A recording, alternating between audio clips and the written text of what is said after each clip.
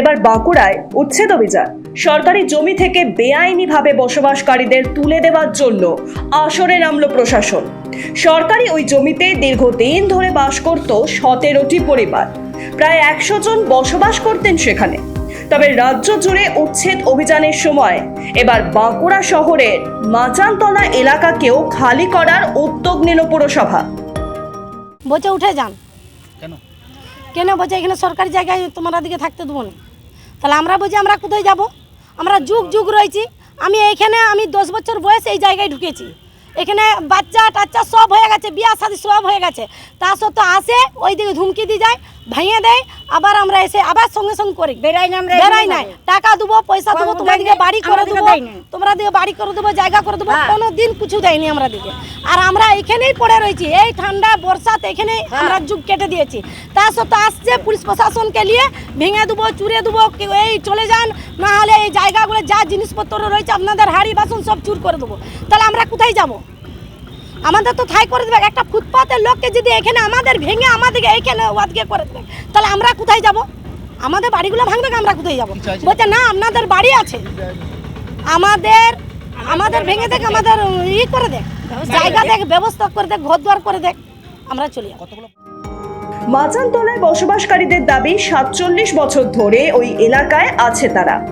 এর আগে 3 বার বাড়ি ভেঙে দেওয়া হয়েছে, এখন ফের উচ্ছেদ করা হচ্ছে। তাই সরকারিভাবে পুনর্বাসনের দাবি জানিয়েছে তারা। আজকে এসেছিল, বলছে তোমরা এখন খালি করো না, খালি করো জলদি।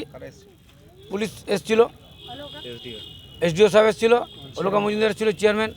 ওরা এসে বলছে খালি করো জলদি, যে এখানে থাকা চলবে না, সরকারি জায়গা, থাকা চলবে না। কত বছর যাবত আপনারা এখানে আছেন? আমরা 47 বছর আছি।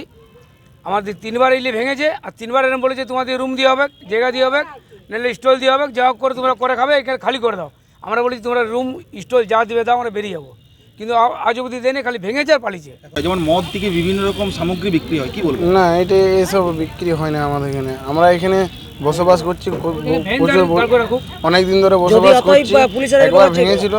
এবার ভেঙেছিল দিয়ে পরে আরও আমরা এখানে এসেছি, কিন্তু যাওয়ার থাকার জায়গা নেই, আমরা এখানেই তো তার জন্য থাকি। এইটা এখন বলছে ভেঙে দেবে। বাঁকুড়ার সদর মহকুমা শাসক অয়ন দত্তগুপ্ত তিনি বলেন, আইন মেনে জবরদখলকারীদের সরে যেতে বলা হয়েছে। এরপরেও কারোর ওই জায়গায় জমি থাকলে তাকে কাগজপত্র সহ অফিসে দেখা করতে হবে, না হলে আইন অনুযায়ী কাজ হবে। আমরা দেখছি এখানে, দেখছেন এটা যে আমাদের একটা সরকারি ক্যাম্পাসের জমি, তার মধ্যে আমরা দেখেছি, আমাদের কাছে খবরও রিপোর্টেও হয়েছিল, এখান থেকে থানা থেকেও এনফোর্সমেন্ট রেগুলার হয়েছে। তার ভিত্তিতে আমরা আজকে জয়েন্ট ভিজিটে এসেছি, আমি এবং পৌর প্রতিষ্ঠানের তরফ থেকে আমাদের চেয়ারপারসন ম্যাডাম, ভাইস চেয়ারপারসন সাহেব, আইসি আছেন সঙ্গে আমাদের। যে পরিবার কয়েকজনকে আমরা ফিল্ডে পেলাম, তাদের আমরা অনুরোধ করেছি, যেহেতু এটা সরকারি জমি, যদি তাদের কাছে কোনো কাগজপত্র এর থেকে থাকে সেটা নিয়ে অফিসে যোগাযোগ করা, অন্যথায় তাদের কিন্তু আইন মেনে এখান থেকে অন্য জায়গায় সরার ব্যবস্থা করতে হবে, সেটা জানানো হলো। এরপরে আইন অনুযায়ী যে পদক্ষেপ আমাদের করার, সেটা আমরা সেই অনুযায়ী করব। প্রশাসনের দাবি, ওই এলাকায় বেআইনি কাজ কারবারও হতো, কারবার চলতো মদ বিক্রি। তাই সকলের বিরুদ্ধেই ব্যবস্থা নেওয়া হচ্ছে। পুরসভার এই যুক্তিতে পাল্টা প্রশাসনকেই কাঠগড়ায় তুলেছে বিজেপি।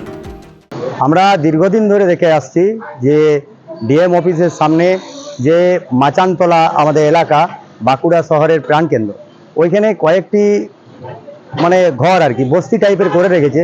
তারা অবৈধভাবে চলায় মদের কারবার করেন এবং তাতে পৌরসভা এবং পুলিশ প্রশাসন সব অবগত আছে। তা সত্ত্বেও এটা দীর্ঘদিন ধরে চলে আসছে। এটা পুলিশের ব্যর্থতা, না পৌরসভার ব্যর্থতা, না কাটমানির জন্য এটা করা হচ্ছে, এটা আমরা আজও বুঝে উঠতে পারছি না। এটা চাই আমরা অবিলম্বে বন্ধ হোক এবং সরকারি জায়গা এনক্রোচমেন্ট বন্ধ হোক, সরকারি জায়গা যেমন ফাঁকা থাকে। এটাই আমরা বাঁকুড়ার মানুষ, সুশৃঙ্খল সুস্থ মানুষ, সুস্থভাবে বাঁচতে চাই। লোকসভা ভোটে তৃণমূল বুঝতে পেরেছে শহুরে ভোট তাদের হাতছাড়া হয়েছে। নাগরিক মধ্যবিত্ত শাসকের থেকে তো কিছু পায়নি, উল্টে হাজারো সমস্যার মুখেই পড়ছে, ভুগতে হচ্ছে নিত্যদিন। এই পরিস্থিতিতে বদল চাইছে তারা, বদল চাইছে সরকারে। আর তা বুঝতে পেরেই কি অতি সক্রিয় হয়ে উঠছে প্রশাসন। ব্যুরো রিপোর্ট, মাধ্যম।